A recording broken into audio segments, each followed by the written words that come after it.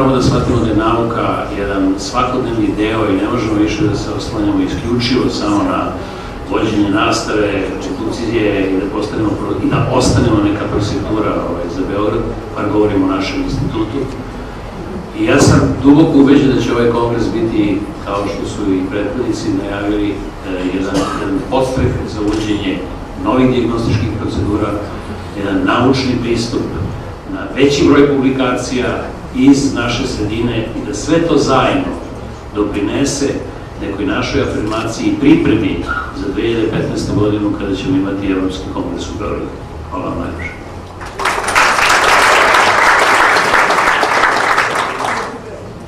Pozivam predsjednika Udruženja patologa i citologa Srbije i predsjednika izvršnog odbora 14. kongresa patologa i citologa, dr. Sanju Milenković, da pozdravi skup.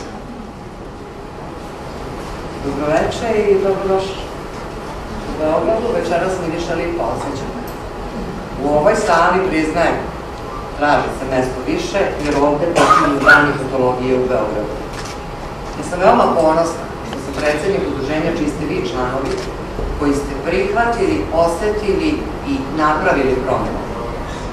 Zahvaljujući vašem racionalnom stavu i vašoj energiji, mi smo uradili kolektiv membership za Evropsko udruženje patologa već 2 godine. Mi smo uradili 5 ESCOP Belgrade škola i mi smo dobili organizaciju 27. Evropskog kongresa patologije za 2015. godinu, što je posle 6 godina uloženog truda, počeo profesor Vasiljević u Firenci, urodilo plodom.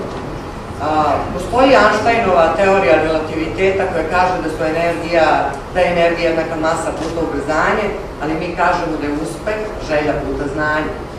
I želja je tu, znanje je narednih dana pored nas i ja vas molim da ga uvedete. U to ime ja proglašavam 14. kongres Udruženja patologa i citologa Srbije otvoren.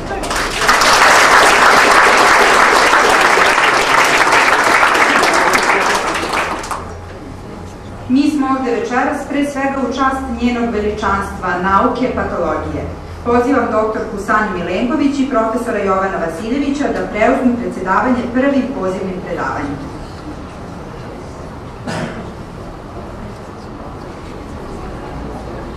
Dear colleagues, ladies and gentlemen, I will continue in English because English is definitely the medical language, and if you don't speak very good English, you cannot make an international career in pathology. So I will be starting with the introduction of our very good friend and Professor Han van Krieken from Netherlands, and I'm very pleased that he will be our speaker tonight at the opening ceremony of our Congress.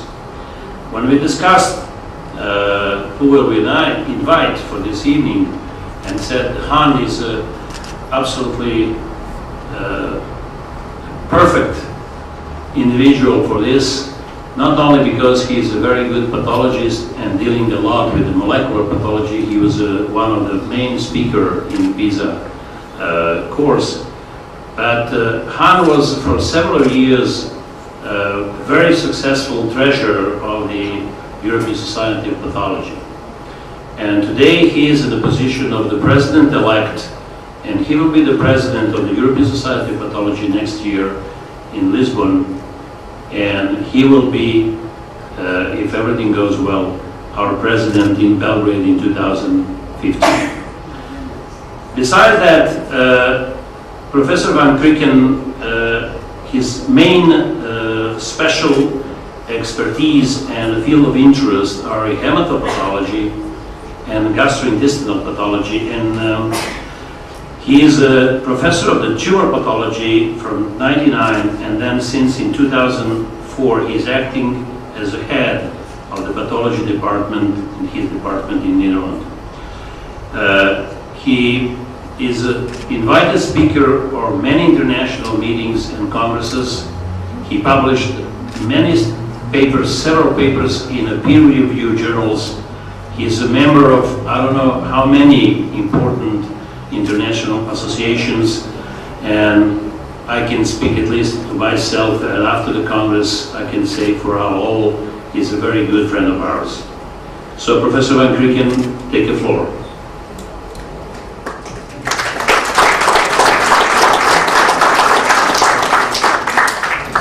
Well, thank you very much for inviting me here in this beautiful city. I had only a few hours to watch it. It's way too short. I was happy I didn't wear a signed pathologist, although I'm pretty sure that the answers you would get from the people in the Netherlands are the same as you get here. Pathology is not very well known to the public.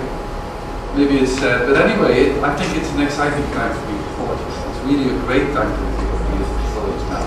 And in the next lecture, I hope to show you my view on what pathology is, where we came from, and where we will go. And actually, it's based on the lecture I gave in Helsinki about half a year ago, and since then a lot of things have changed already. Time changes fast for pathology, and I think that's very exciting. So, I use the title, of course, familiar to you, progression, differentiation and transformation. I think all these things happen at the same time in pathology, and I will focus on a few things. So, looking at the future, this I took from a cover of Time magazine a year ago. The prediction is that in 2045, the human being will become immortal. So, at that time, probably pathology is not necessary anymore. So, those of you who are planning to work until that time, they know sort of where it will end. For most of us, of course, we will have a couple of years to work. But of course, as you all know, it's very difficult to make predictions, especially when predictions deal with the future. This is a saying by many people. One of them, Niels Bohr, a famous scientist who is commemorated on bills, on stamps. But actually what we do as pathologists, what we are asked for, is making predictions all the time, based on what we see through our microscope. And actually, we hope that the predictions we make are not coming through. If we make a diagnosis of cancer, we predict that the patient will die unless treated well. So we hope that the clinicians are able to make our predictions become untrue. This is what we daily do, and we try to make prognostic factors. If we give information on the prognosis of a patient. And this has been the basis of a lot of research in pathology. And I just looked at PubMed pathology prognosis, and I came to more than 200,000 hits, 76 are of mine. But if we go back to our routine practice, very few of those prognostic factors we are actually using. We use, of course, our grading, we use TNM, we use sometimes T67, but of those thousands and thousands of prognostic factors, we don't use them. How come? They are not so important for patients. If you can predict that the patient has a survival chance of 55% in 5 years, or 45%, the patients will ask the clinician, I'm under 45 or under 55. So what we are doing is making diagnoses. We give information on prognosis, but what we do now, more and more, we have to give a prediction. Predictive factors, and that's a very different area, predictive factors that really helps the clinician treat the patient, making the right choice for the right drug to give. I'll come back to that later, but I think this is a very big transition we are seeing now. And there are many fewer papers on predictive factors compared to the ones on prognostic factors. But they are increasing. But this is what we do daily. We are dealing with hematopathology partly in this meeting, and expert hematopathologists have already a diagnosis when you see this. It's a mantle cell lymphoma. The criterion used by Professor Leonard was that if you fall asleep behind your microscope looking at the lymph node, it's a mantle cell. It's a very boring image. All the cells are the same. Now this is not a very good criterion. I try to use it and teach it, but my residents never fall asleep. I think they don't dare to fall asleep when they're being told by me. So it's not a very good criterion. But it's a criterion that is of course now supplemented by immunohistochemistry. It's a cyclin D1 staining, and we use, all of us use it, and it's a very good diagnostic marker. A biomarker that's used now for more than 10 years. How did this happen that we came to this marker? This took a long time, and I was very much involved in it. And it's an interesting story because I think any other area of pathology has similar stories, and this is how our profession, pathology, evolves over time.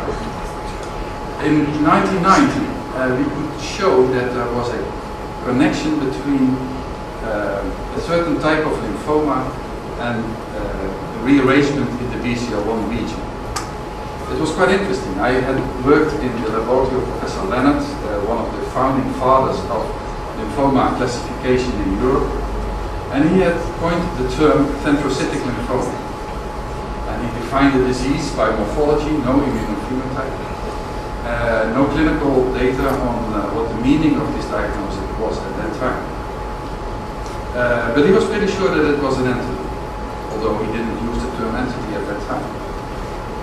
I moved to the United States and worked in the laboratory of Elaine Jeffrey. And in the United States there was not such a thing as thentrocytic lymphoma. There was a disease called lymphoma of intermediate differentiation, but nobody really knew what it was. In that laboratory, Jeff Medeiros, who is now working at MD Anderson in Houston, had collected a couple of cases. At that time there was no PCR. He used Southern blotting, a laboratory technique.